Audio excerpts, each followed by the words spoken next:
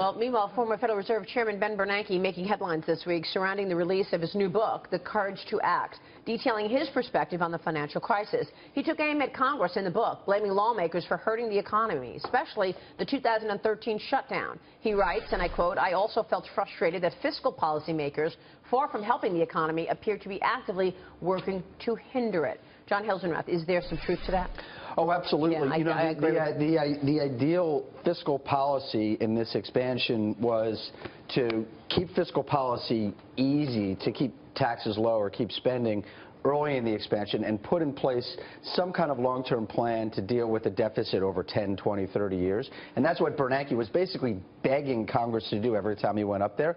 Congress and the White House, they're two sides of this dance, did just the opposite. They tightened fiscal policy early in the expansion when the economy was weak, and they've come up with no plan for dealing with the deficit in the long run. So I think the former chairman, has a point there. I agree. And not only that, but then they layered on a lot of regulation. I mean, from Dodd-Frank to Obamacare to the EPA and then some, making it even tougher for businesses to have the willingness to hire. Well, you should ask him about the Dodd-Frank. I know he's coming up and you're going to be interviewing him. I'd love to hear what he has to say about Dodd-Frank. We're going to get into the current state of affairs. What do you think, Michael? Yeah, there's a lot of finger pointing going on here, and it all comes back to, whose fault is this? And, Chairman Bernanke had a good point.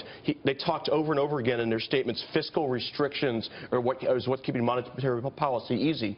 But I think Chairman Bernanke and now Yellen would, very quickly say, look, there's only so much we can do to create jobs. This is Congress's job. You want job retraining, you want education. There does have to be more spending involved in this. Unfortunately, the members of Congress can barely speak to each other. He's on to something with this. Yeah. In terms of the roots of the crisis, that's another horse of another color altogether. Again, I'm going to look back at Congress. Who enabled the Angela Mazzillos of the world? Was it really Chairman I don't know if it was a who or was it a what? Was it just rock bottom rates? And that's just, that's just it. Is that the Fed's fault? Is that Greenspan's fault? Bernanke's fault? Who was aiding and abetting that? Is it everyone's fault? Is it all our faults here? How did the members of the Federal Reserve not know the same people we knew?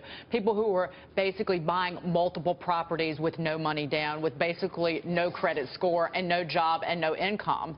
How did they not know them? We all knew them. Well, Everybody knew them. This is where you can point the finger at Bernanke, is what happened before the financial crisis. The Fed did a lot of unthinkable things during the crisis.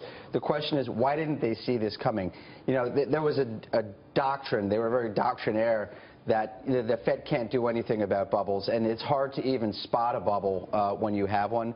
Well, we were all at those dinner parties or cocktail parties or family barbecues where, in 2005, 2006, where people were talking about flipping homes. It was pretty obvious something was going on. I knew people who quit their jobs to go and buy and sell real estate. That was going to be their new career. Well, it's easy to say 20/20 hindsight. I said it on the air back in 2006 when home prices peaked. This is what I worry about now, and it's something worth pressing Bernanke on, is are they in any better position today to spot and deal with the next bubble than they were 10 years ago? And Bernanke's got some controversial views on this.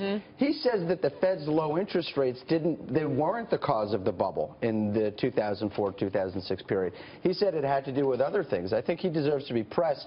And also the Fed needs to be pressed on the question of whether, well, so what are you going to do next time? How are you going to spot it, and what are you going to do about it? Well, it's going to come down to, wind forward to 2018. What are people going to be talking about at cocktail parties? Probably not flipping houses. It might be, wow, I'm making these great returns doing peer-to-peer lending. It's awesome, and they stress tested it, and no one's ever going to default. This is awesome. I don't know. Have you looked at real estate prices in San Francisco lately? That's another one. The president of the San Francisco Fed was just talking about this. Commercial real estate, I wouldn't be surprised if we are talking about flipping property. Well, Dagen made the point earlier that she's seeing some signs of excess once again. Yeah. Well, you see, people bet on commodities because the Federal Reserve was so easy in the aftermath of the crisis that you were going to have this wild inflation. You still hear the ads on TV, buy gold, because the central banks around the world are basically causing what will be double-digit inflation. Well, people bought all those commodities and they blew up. They were very wrong on gold, but you got to look out for real estate. Yeah. Yep. Now, prices are getting away from a lot of people in not just San Francisco. How about New York? We'll talk about that Miami, for sure. Vegas.